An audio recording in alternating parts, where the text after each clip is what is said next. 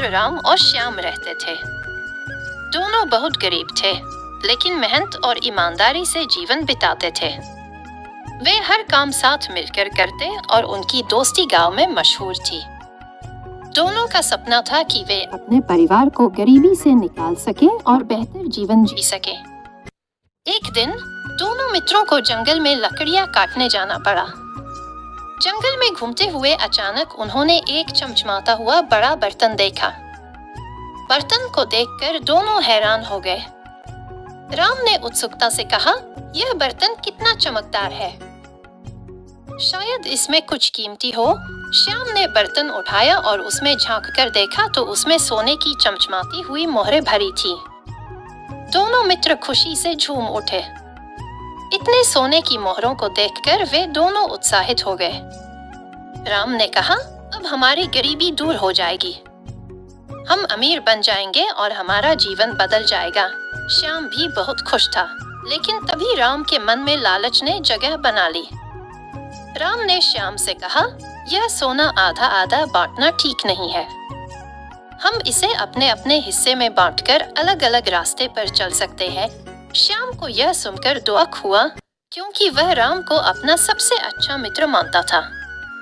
लेकिन उसने कहा, राम, हम साथ हैं तो हम यह सोना भी साथ मिलकर खर्च करेंगे। इसमें कोई धोखा नहीं होना चाहिए। राम की आंखों में लालच ने अंधेरा भर दिया था। वह मन ही मन सोचने लगा, अगर मैं श्याम को इस सोने से मार दूं, तो सारा सोना मेरा हो जाएगा।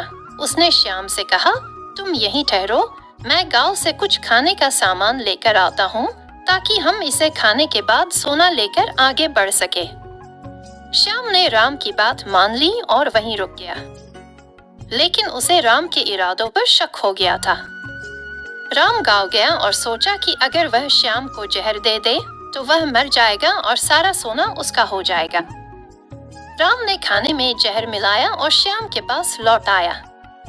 उधर श्याम ने भी सोच लिया था कि राम अगर वापस आता है तो वह उसे मारकर सारा सोना खुद ले लेगा।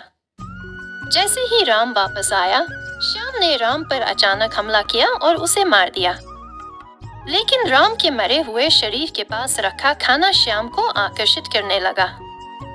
भूख के मारे श्याम ने वह खाना खा लिया जिसमें राम ने जहर मिलाया था। कुछ ही देर में श्याम की भी मौत हो गई। इस तरह दोनों मित्र लालच के कारण अपनी जान से हाथ धो बैठे। सोने से भरा बर्तन वहीं पड़ा रहा और उनकी लालच ने उन्हें खत्म कर दिया।